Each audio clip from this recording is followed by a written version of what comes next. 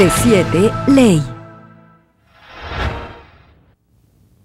Hola, ¿qué tal? Muy buenas tardes, bienvenidos a este espacio de C7 Ley, a usted que nos sigue a través de la multiplataforma de C7 Jalisco, a través de radio, televisión y también de nuestra página web. Esta tarde estaremos platicando sobre las garantías del nuevo sistema de justicia penal. La invitación, que se quede con nosotros los próximos minutos. ¿Cómo estás, Sergio Villa? Muy buenas tardes. Buenas tardes y buenas tardes a nuestros oyentes a este programa C7 Ley, que pues ya lleva bastantes ediciones al aire y nos da mucho gusto que estemos aquí. Ciertamente, como tú mencionas, de que hablar de este nuevo sistema de justicia penal es hablar de las garantías. Precisamente por eso hemos invitado ahora al magistrado Armando Ramírez Rizo, quien es magistrado de la 11ª Sala, y pues esta sala es materia penal. Entonces esto nos da pie a que nuestro invitado nos comentara por qué este nuevo sistema se le califica de garantista, y como tú decías antes de empezar el programa, ¿qué son las garantías, no? Bienvenido antes que nada, magistrado. Muy buenas tardes. Muchas gracias por la invitación y pues atendiendo al llamado y también a que estén enterados de este nuevo sistema que ya arrancó a partir del 1 de octubre conforme al Código Único Nacional. Lo que comentaba Sergio, iniciamos con definir qué es una garantía. Lo que pasa es que anteriormente nuestro sistema era tildado como un sistema mixto, ¿sí? Un sistema mixto que porque inicialmente era inquisitivo y posteriormente era acusatorio. Ese sistema queda superado con el Código Único y queda nada más como acusatorio. En el acusatorio, su principal fin es que se respeten todas las garantías o lo que antes eran las garantías, porque el término garantías quedó superado ya. Las garantías se decía que eran los derechos humanos contemplados en un ordenamiento jurídico que era la Constitución. Por lo tanto, antes se preveía que para ese respeto era el juicio de garantías. Actualmente, con una reforma constitucional en el 2011, junio para ser exactos, cambia ese concepto de garantía y se abre a la tutela de los derechos humanos. Por lo tanto, los derechos humanos ya no nomás se van a respetar los que están en la Constitución, sino todos aquellos derechos humanos contemplados en la Constitución y en los tratados internacionales de los que el Estado mexicano forma parte. Por lo tanto, ahora sí que la garantía quedó superada ya por derechos humanos y son los derechos inherentes a la persona.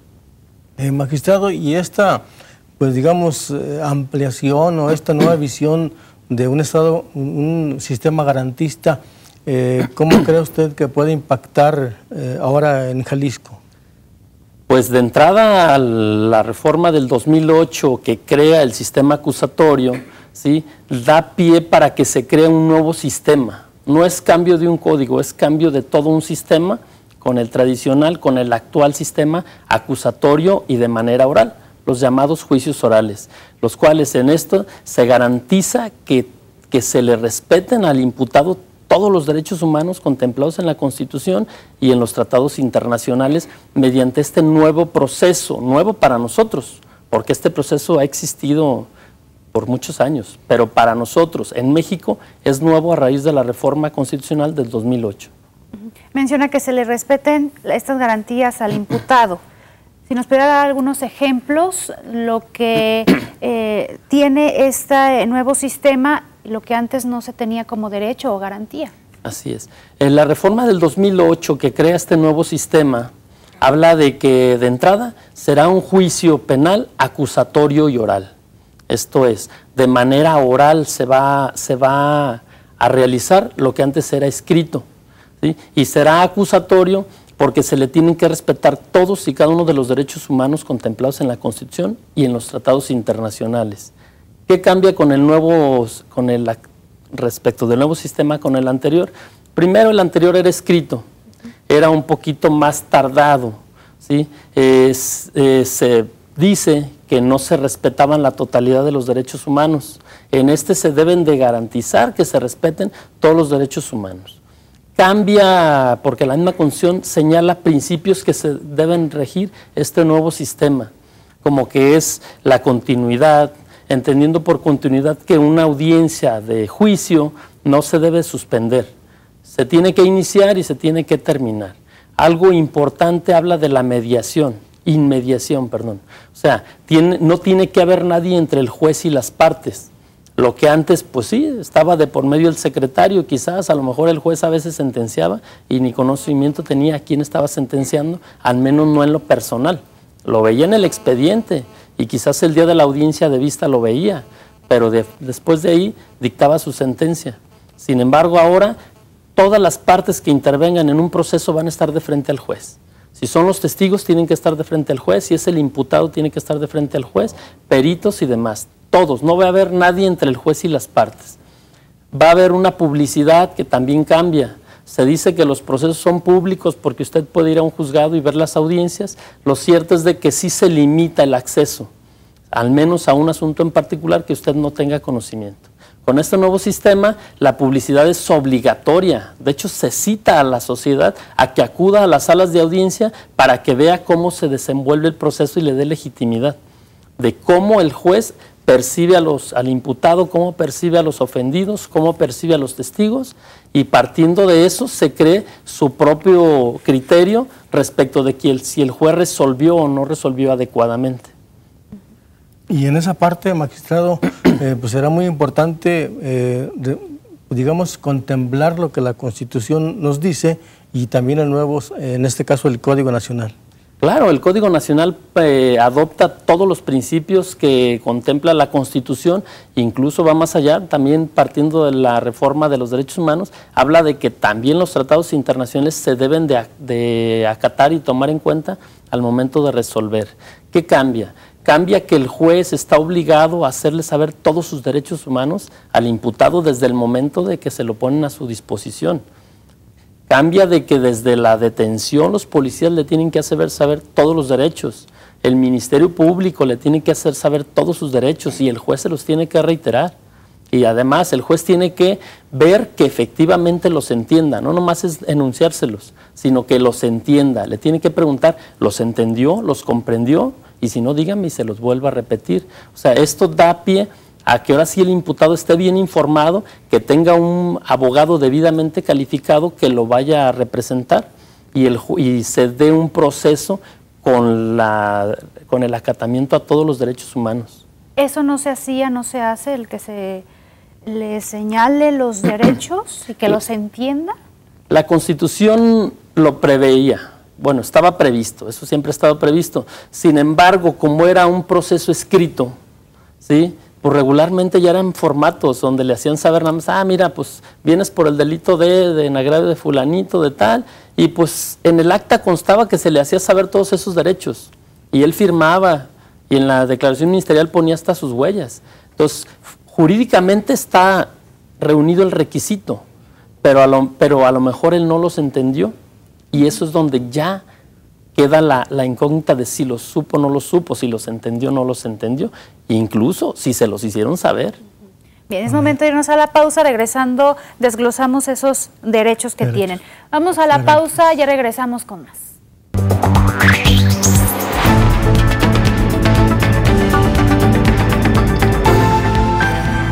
C7 Ley.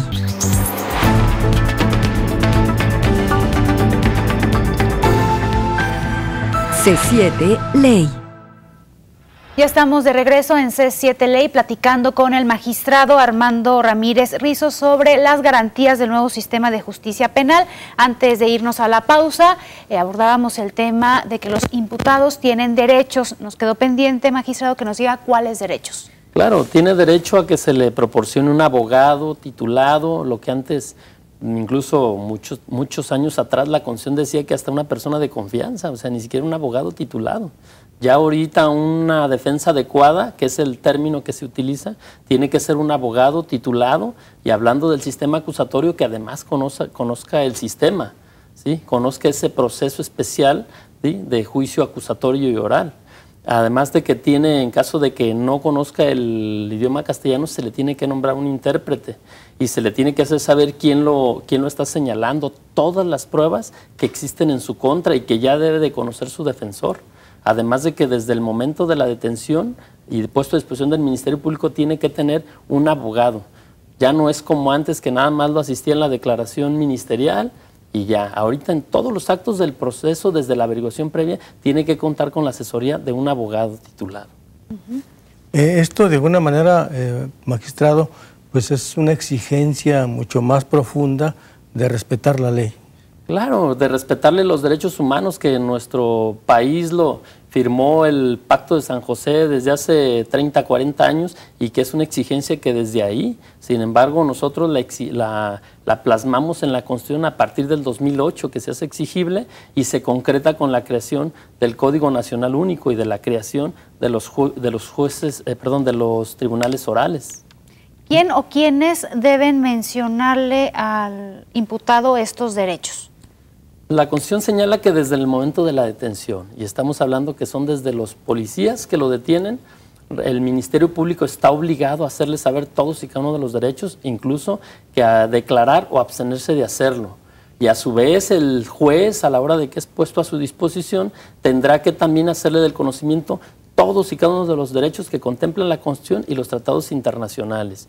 Y no nomás decírselos, le tiene que preguntar si los entiende y los comprende, para tener la certeza de que efectivamente sabe bien el proceso que va a enfrentar. Y además que se deben cumplir esos derechos. Hay un tiempo, por ejemplo, esta parte del intérprete, ¿hay un tiempo para acceder al intérprete, el imputado?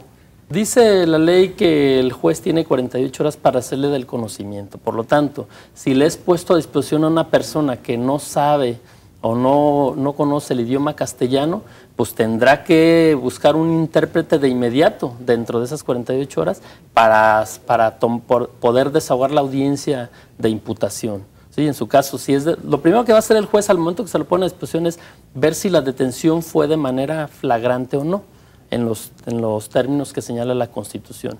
Y si considera que es una detención legal, lo subsecuente es una audiencia de imputación, donde ya ahora sí le va a hacer del conocimiento de todos sus derechos y ahí es donde se va a dar cuenta si el imputado conoce o no conoce el idioma castellano.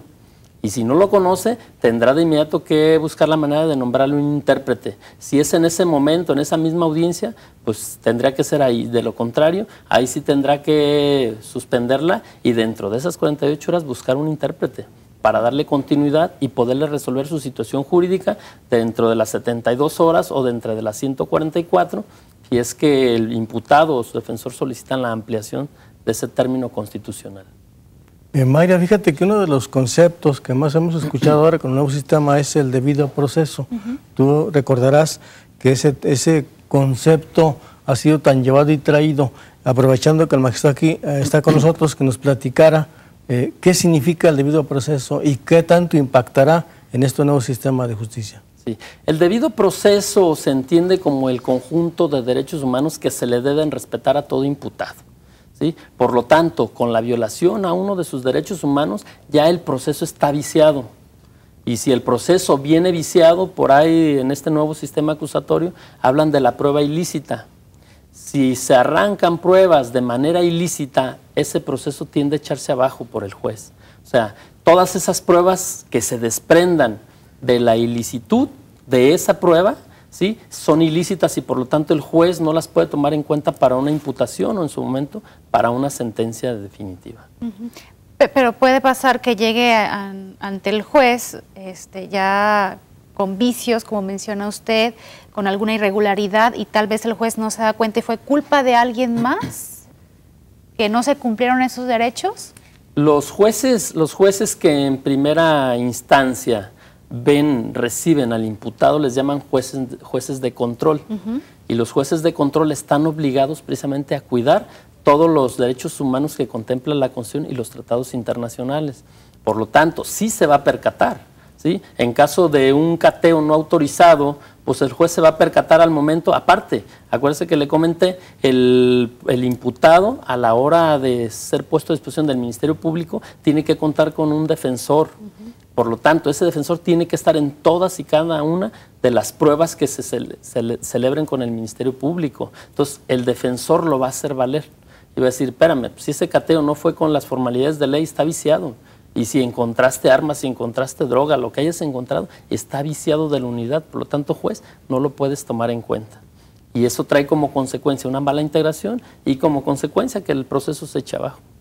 Magistrado, este debido proceso entonces empieza desde la detención del inculpado. Desde la detención del inculpado se le tienen que hacer saber todos y cada uno de sus derechos humanos, ¿sí? Y desde ahí se tiene que cuidar que se respeten esos derechos humanos, salvo si no se logran esa tutela, el juez sí está obligado a hacérselos valer, ¿sí? Por eso debe de haber capacitación tanto en las policías como en el Ministerio Público para una debida integración de la carpeta de investigación, que ahorita se le llama, ya no es averiguación previa, ¿sí? Entonces, esa carpeta de investigación se deben de cuidar todos esos derechos humanos. Por lo tanto, ahorita, pues una confesión, lo que antes se decía, que estaba coaccionada, que estaba viciada, pues ya al Ministerio Público no le va a servir. Porque si el Ministerio Público recibe una confesión coaccionada, pues el juez va a decir con la mano en la cintura, no tiene valor, ¿qué más tienes? ¿Sí? Va a nulificar las pruebas que se desprenda de esas pruebas viciadas, ¿sí? Eso es respetar el debido proceso, o sea, que se le respete la totalidad de los derechos humanos que contempla la Constitución y los tratados internacionales. ¿Y hay ahorita alguna capacitación? ¿Ya están capacitados, magistrado? ¿Cómo va ese tema? Pues yo sé que desde hace muchos años los han estado capacitando, ¿verdad? Ahorita esa capacitación se tiene que reflejar donde ya opera.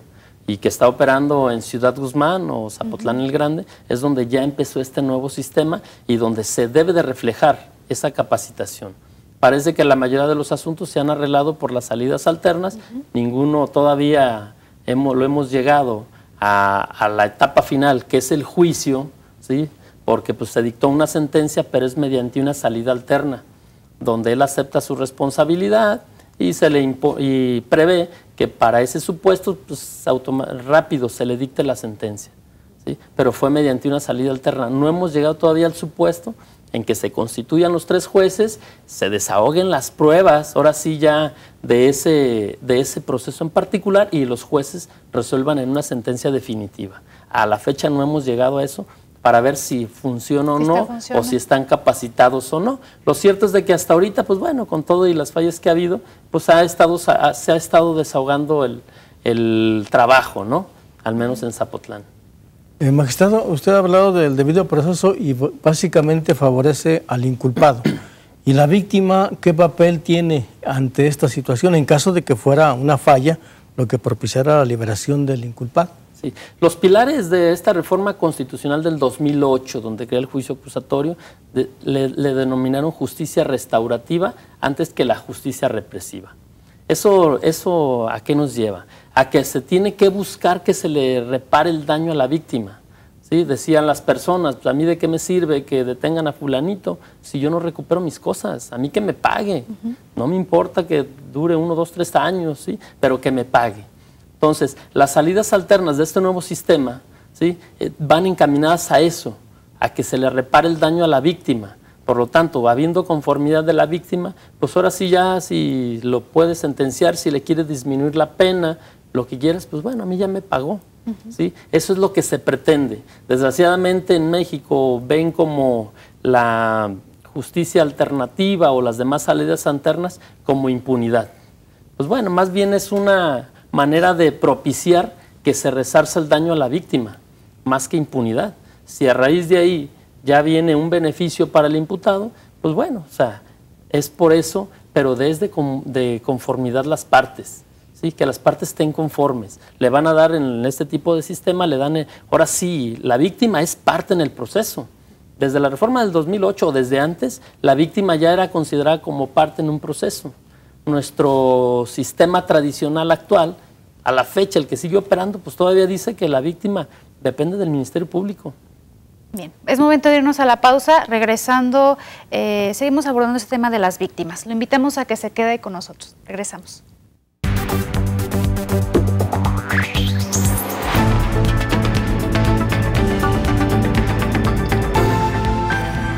C7 Ley.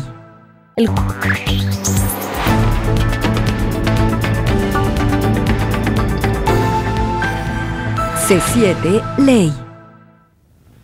Ya abordamos el tema de los derechos de los imputados, pero las víctimas, ¿cuáles derechos tienen, magistrado Armando Ramírez Rizo?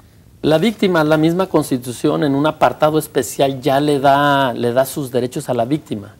De antaño se decía que hablaba de los derechos del imputado, de los derechos del procesado, ¿sí? Después reforma el artículo 20 y abre el apartado B de los derechos de la víctima. ¿Sí? En los derechos de la víctima dice que se le tiene que tener informado, ya lo considera parte, le tiene que obligado a que se le repare el daño, a que sea asesorado por un abogado, puede nombrar coadyuvantes y presentarse en el juicio. Tan es así que a raíz de esas reformas se crea lo que es la Ley General de Víctimas a nivel federal y a nivel local, donde ya da pie a que si el imputado o el procesado no le resarce el daño, el gobierno, mediante un fondo que va a crear o creó, de ahí se le puede pagar a la víctima. Magistrado, también escuchaba yo que hoy la víctima incluso podrá tener un abogado más directamente nombrado por ella y que incluso también tendrá que ser pagado por el Estado. Pues la misma Procuraduría Social prevé que pueden asesorarlo o puede nombrar un particular. Lo cierto es de que como parte puede comparecer al proceso. En el Código Nacional habla de que en la audiencia tiene que estar presente también la víctima o el ofendido, y puede intervenir, interponer recursos y puede estar asesorado de un abogado y aparte del Ministerio Público. O sea, el hecho de que tenga un abogado que lo asesore no quiere decir que no esté el Ministerio Público. El Ministerio Público también tiene que estar forzosamente. ¿Algún ejemplo, robo de algún celular tal vez en la vía pública? La víctima es presentar denuncia, después se cita a esa víctima a un juicio. ¿Qué proceso debe llevar esta parte? Sí, la víctima tiene forzosamente que ir y presentar su denuncia o su querella, ¿sí? Para que se pueda seguir ese proceso. Si son delitos oficiosos, pues bueno, la víctima no es necesario que se querelle, pero sí que se presente. Tiene que estar presente para que se le repare el daño, que esa es su pretensión. Y a su vez estar presente si se le llega a dictar una sentencia condenatoria, pues que sepa y que se le esté informando. Aparte, es una obligación constitucional que se le informe de la etapa en que va el proceso, de qué pruebas se están aportando, y a su vez tiene el derecho, si quiere, aportar pruebas también o interponer recursos. O sea, la víctima ya es parte en un proceso, y en el sistema acusatorio forzosamente tendrá que ser oída también la víctima. ¿Se puede negar la víctima estar frente a frente con el imputado? Porque me imagino que habrá casos más graves que no se quiera estar presente. Sí, de hecho la misma Constitución le da el derecho de que si es un delito de alto impacto, la misma ley señala en qué supuestos puede la víctima no estar presente por cuestiones de seguridad o por cuestiones también personales, si son delitos de violación, de secuestro y demás. Entonces la víctima puede, si el imputado solicita una prueba contradictoria con la víctima, pues puedes no estar presente, pero sí mediante una videoconferencia, si es que así lo desea. Mayra, otro concepto que a lo mejor también has escuchado muy fuertemente es presunción de inocencia. Ya habrás, por ejemplo, oído que ahora, pues, todos los que tendrán que acudir ante un juez tendrán esa garantía. Magistrado, ¿nos puede explicar qué significa este concepto y cómo nos ubica en este nuevo sistema de justicia penal? Sí, cómo no, con mucho gusto. La presunción de inocencia es algo que siempre ha existido, desgraciadamente no siempre se ha respetado. La presunción de inocencia se refiere a que debo de ser, como imputado o procesado, debo de ser libre. O sea, me deben de reconocer esa libertad, ¿sí? Y no ser el delincuente como se menciona. Anteriormente se decía que pues lo contrario, ¿no? Eres responsable hasta que demuestren lo contrario. La presunción de inocencia es al revés, ¿sí? Debes de ser considerado no responsable hasta que se te demuestre lo contrario, ¿sí? Por lo tanto, el hecho de que se le retenga a una persona contra su voluntad, se le prive de la libertad, y más cuando son delitos no graves, pues eso va en contra de la presunción de inocencia, ¿sí? Ahí sí estamos mal. En este nuevo sistema rompe con todos sus principios, la misma Constitución lo vuelve a señalar, y dice, la presunción de inocencia es no los puedes considerar responsable hasta que le demuestres lo contrario. Si es un delito, cítalo, ¿sí? Y si no hay elementos para una orden de aprehensión, pues bueno, cítalo, hazle la imputación y que se demuestre que es el responsable. Ahora, además, los tratados internacionales hablan de una prisión preventiva, que refiere que la prisión preventiva es la última instancia. Nuestro país, pues bueno, medio adoptó esa postura. Lo cierto es de que dijo en delitos graves, que son estos, y los especifica desde la Constitución, y el Código Único dice, en esta es prisión oficiosa o prisión obligatoria. Fuera de ahí, en los demás delitos, el juez podrá imponerle una medida de coerción, la que pida al Ministerio Público y se regule por la contradicción por la defensa, el juez decidirá cuál. Puede ser una fianza, puede ser una hipoteca, puede ser medios magnéticos para que no se ausente. El juez tiene que garantizar nada más que enfrente su proceso, ¿sí?, en libertad, si es que se puede dar estas condiciones. A ver, detallamos esa parte. Una persona es detenida, se le va a seguir un proceso, puede estar en su casa, ir cuando se le cite, o va a pisar la cárcel. ¿Qué pasa con los detenidos? Cuando hay un detenido, pues obviamente se le pone a disposición al juez en calidad de detenido. El juez va a ver lo que le comentaba, primero ver si la detención fue de acuerdo a los dispositivos constitucionales, si fue en flagrancia, ¿sí? Y si fue en flagrancia va a decretar de legal la detención. Lo subsecuente es una imputación.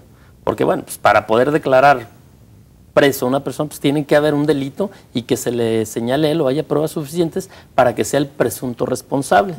Una vez que el juez declara que es presunto responsable, le dicta un auto de vinculación, porque cambia el término de formal prisión a vinculación, dicta un auto de vinculación, esto es que lo va a vincular a ese proceso. Él lo tiene que enfrentar el proceso. Lo subsecuente es saber, ¿y cómo va a enfrentar el proceso? Entonces el proceso, si es uno de los supuestos, un delito de los previstos en la Constitución como grave, pues automáticamente es prisión preventiva. Fuera de ahí, de esos supuestos, ya tendría que el juez que regular qué medio de coerción le va a imponer.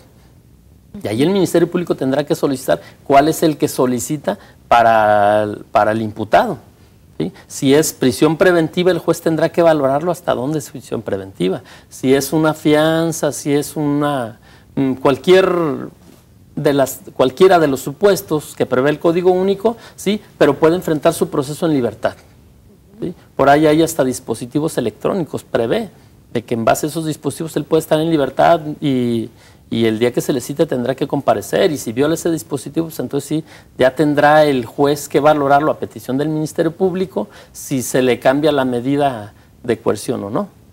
Pero en sí él puede enfrentar su proceso en libertad siempre y cuando no sea de los prohibidos por la Constitución.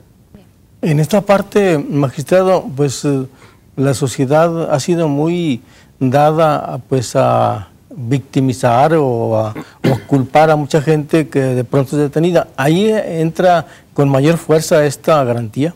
Pues ahí obviamente se le tiene que respetar el debido proceso. Pues si quieren inculpar a alguien de un delito que no cometió, pues ahora sí la justicia es más transparente.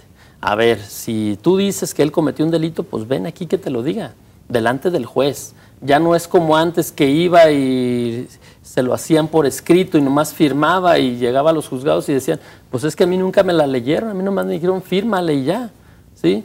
A eso era su defensa del imputado y si echaban abajo esas pruebas, pues hasta entonces en una sentencia es cuando el juez lo declaraba inocente.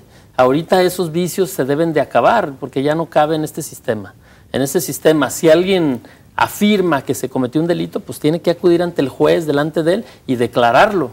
Y no nomás eso, o sea, se va a someter al escrutinio de las partes. El Ministerio Público lo va a tener que interrogar y la defensa lo tendrá que interrogar. Y ahí es donde el juez tendrá que valorar si la persona está mintiendo o no está mintiendo, ¿sí? Que obviamente si está mintiendo, automáticamente el juez se va a dar cuenta, y no nomás el juez, la sociedad también, que la sociedad, de acuerdo a la publicidad, pues está presente en las salas de audiencia. Por lo tanto, la misma sociedad se va a crear la convicción de que la persona está mintiendo y no es cierto que él cometió el delito. O sea, se transparenta más la impartición de justicia. Tanto la víctima también como el imputado van a conocer detalles, del proceso, Claro, que antes o sea, no tenían acceso. La importancia de la víctima es de que va a estar presente ahí al momento del juicio. el juicio entendiendo la etapa final, donde ya se admitieron pruebas y se van a desahogar delante de los jueces que les tocará resolver en su momento. Y algo importante, por ahí manejan que la figura del juez inmaculado.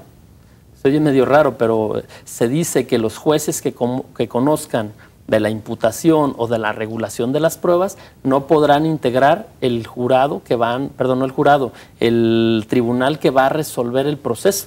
O sea, ellos no deben de estar contaminados con el proceso, con las personas que ya emitieron una opinión en primera instancia. O sea, ellos van a llegar nomás a ver quién es el imputado, quién es el ofendido, quién más hay, y ver el desarrollo de la audiencia con testigos, con peritos, y ellos ahí es donde crean ya su criterio para poder resolver en una sentencia definitiva. Y en la parte de cómo se publicita ese tipo de detenciones, también impactará mucho, porque ya no se va a poder acusar a alguien de un delito si no se le comprueba con un debido proceso, magistrado.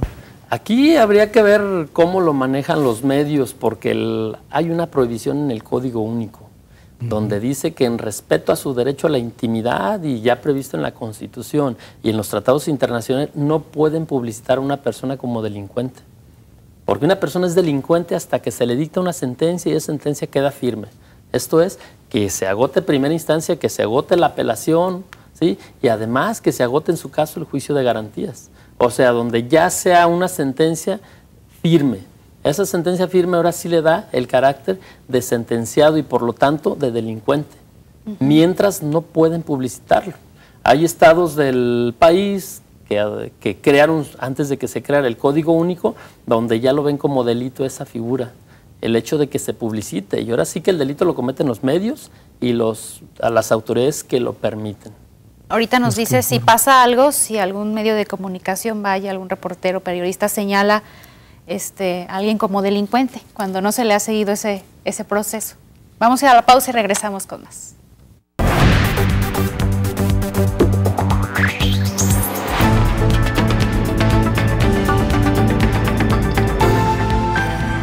C7 Ley. C7 Ley. Magistrado, veíamos ahorita en este inter, pues que la actuación de los medios para preservar la integridad de muchas personas, Mayra, va a ser fundamental. En esta parte, ¿usted qué nos dice sobre lo que puede suceder si un medio publicita la imagen de una víctima o un inculpado? Así es. Por el derecho a la publicidad que prevé la Constitución, la publicidad tiene que ser que el juicio se debe de publicitar o debe ser frente a la sociedad. Los medios incluso tienen un lugar privilegiado en las salas de juicio oral, pero van a informar del proceso y de los avances, pero sin embargo no pueden publicitar como delincuente a una persona. El Código Único lo prohíbe. O sea, ya no pueden sacar imágenes. Están prohibidas las imágenes por el Código Único de publicitarlo, porque la imagen lo publicitan y le refieren qué delito cometió. Y eso está prohibido incluso en los tratados internacionales de derechos humanos, porque ya lo están convirtiendo en un delincuente. Incluso va en contra también de la presunción de inocencia. Ya se está etiquetando a una persona. Así es, se etiqueta ya la gente, los televidentes o los que leen el periódico, ya ven a un delincuente. Ya ven, cuando no tiene todavía, de acuerdo a la presunción de inocencia, esa etiqueta de delincuente. Es una persona sujeta a un proceso donde se le imputa y donde quizás hubo elementos para considerarlo presunto responsable y que puede acreditar su no participación en ese proceso, en una sentencia, que resulte absuelto, o en su caso en una apelación, o en su caso en un amparo. Entonces todos ese trámite se le debe de dar hasta que quede una sentencia firme. Esa sentencia ahora sí ya lo puede declarar responsable y por lo tanto ahora sí puede ser un delincuente de ese delito, menos no. Porque cotidianamente vemos estas imágenes, golpeador, violador, estas etiquetas que mencionábamos. Ya no se puede, ahorita ya no se puede. El Código Único prevé la prohibición. En Zapotlán no se debe de hacer. Conforme vayan avanzando, por ejemplo, que llegue aquí a zona metropolitana, ya no se podrá conforme Así es. avancen. El Código Único lo prohíbe y por lo tanto no se debe de hacer. Sí tienen derecho a informar del proceso porque es parte de la publicidad que prevé la Constitución. En su momento verán cómo van a sacar su nota, pero ya no deben de sacar imágenes de la persona, porque eso atenta contra la presunción de inocencia y su derecho a la intimidad. Incluso es tan público que hay un espacio para los medios en las salas de juicio oral, magistrado. Claro, las salas de juicio oral le ven un espacio privilegiado para que los medios se enteren del proceso. Sin embargo, el hecho de la publicidad no quiere decir que se le tenga que dar publicidad a la persona por el delito. O sea, es darle publicidad al proceso que se le sigue. En todo el mundo pasa. Todo el mundo se saca la nota, sin embargo, no pueden publicitar imágenes de la persona, porque eso sí lo tilda, ¿sí?, de delincuente cuando todavía no lo es. Se tendrán que también pues tener una capacitación, ¿no? Hemos dicho capacitación, policías, los propios abogados, pues también tendrán que capacitarse, medios de comunicación, periodistas, reporteros en este sentido. Claro, magistrado. Y entonces, de una manera esto pues exige un mayor compromiso social, no nada más de los jueces, sino de toda la sociedad. Pues el compromiso social es de todos, no es cambio de un código nada más. Hablamos del código único de la creación, pero no es el cambio de un código, es el cambio de todo un sistema y el cambio de la mentalidad de todos los operadores, de la mentalidad de la misma sociedad, ¿sí? Aquí con este nuevo sistema, o sea, tendrá que cambiar la mentalidad de la víctima respecto a que tiene que ver la manera de que se le repare el daño sin necesidad de tener que pensar que se está creando una impunidad, ¿sí? Es algo beneficioso, ¿sí? Y es crear, o sea, no es que se le vaya a soltar, quizás en esas negociaciones, porque así se le llama, ¿sí? En esas negociaciones tendrá que ver que se le va a imponer una pena y que se le va a castigar. Habrá otros delitos los cuales merece pena alternativa y donde van a ser de común acuerdo las partes, me paga y el asunto se sobresee. No llega a una sentencia donde lo declaren responsable. Obviamente la misma ley de justicia alternativa prevé cuáles son los supuestos que están prohibidos. Fuera de ahí, pues no, lo que antes se criminalizaba el delito de fraude, que era oficioso, con todo y que reparara el daño, de todos modos era condenado a una pena privativa de libertad. ¿Sí? Y sin embargo, ahora con este nuevo sistema, pues no nomás es el sistema, está la ley de justicia integral, la ley de justicia alternativa que se está aplicando ya en el proceso tradicional, ¿sí? Obliga a que los jueces y los ministerios públicos traten de hacer una conveniencia entre las partes para que el asunto se acabe. Porque si estas salidas alternas no funcionan, los juzgados se van a saturar. O sea, no puede llegar a juicio oral o a la última etapa más del 9-10%, se van a empezar a saturar. La mayoría de los asuntos se tienen que acabar en las salidas alternas, tanto en el Ministerio Público como ante el juez. El juez los tiene que propiciar, el Ministerio Público también. Entonces se tiene que cambiar la mentalidad del Ministerio Público para tratar de conveniar, la mentalidad de los jueces para obligar a que lleguen a no obligar, invitarlos a una negociación.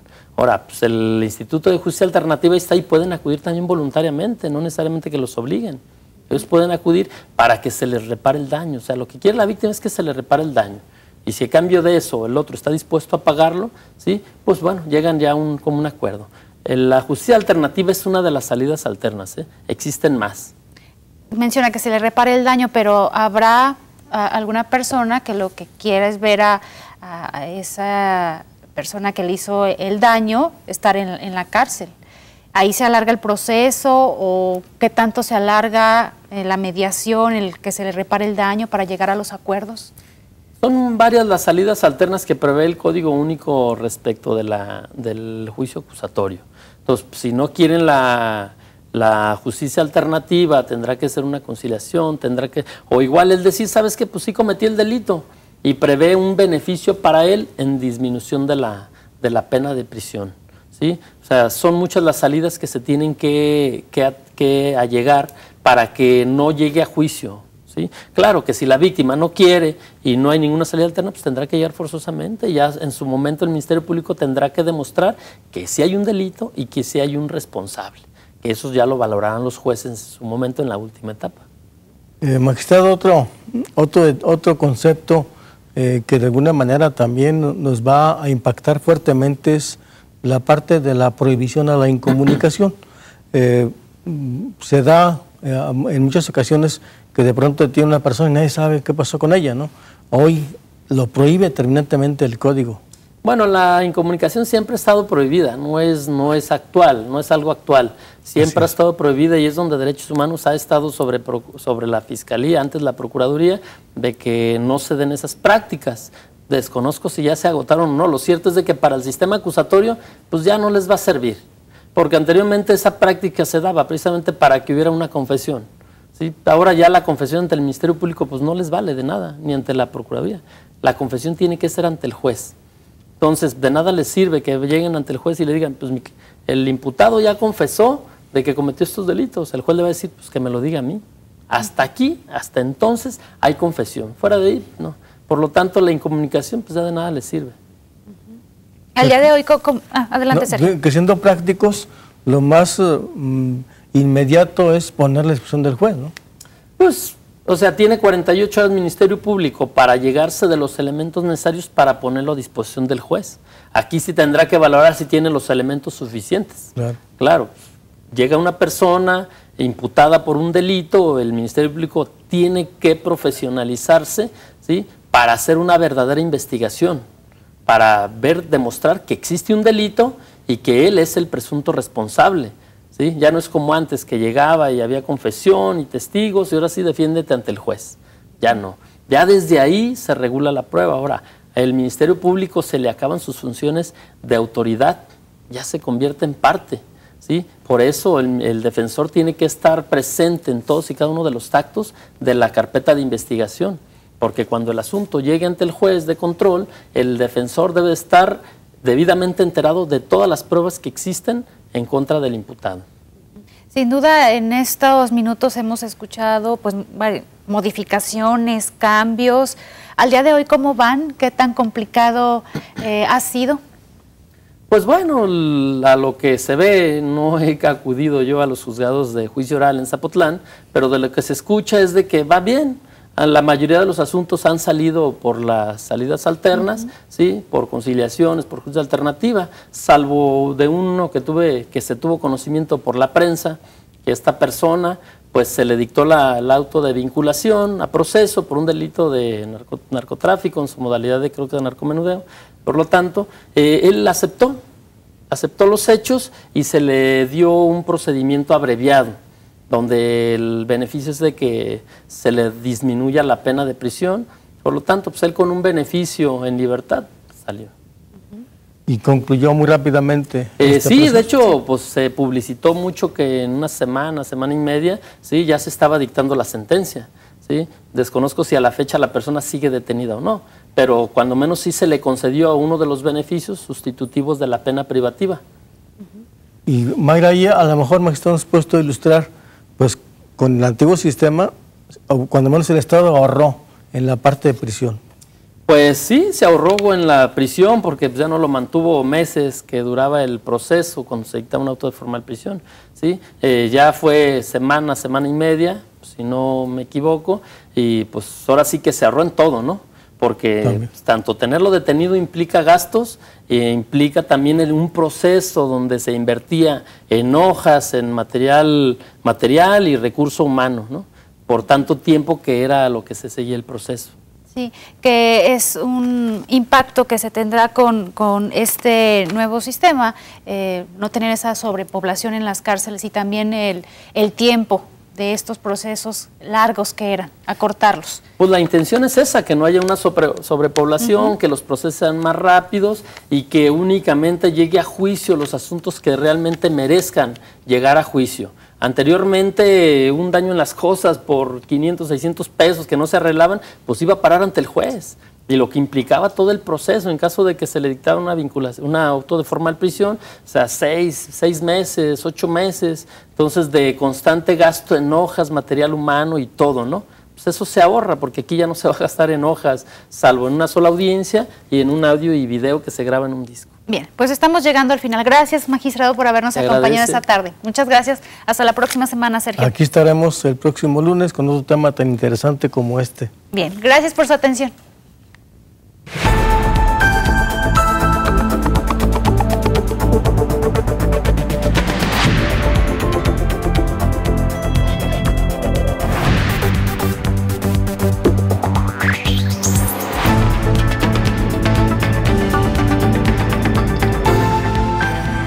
C7 Ley.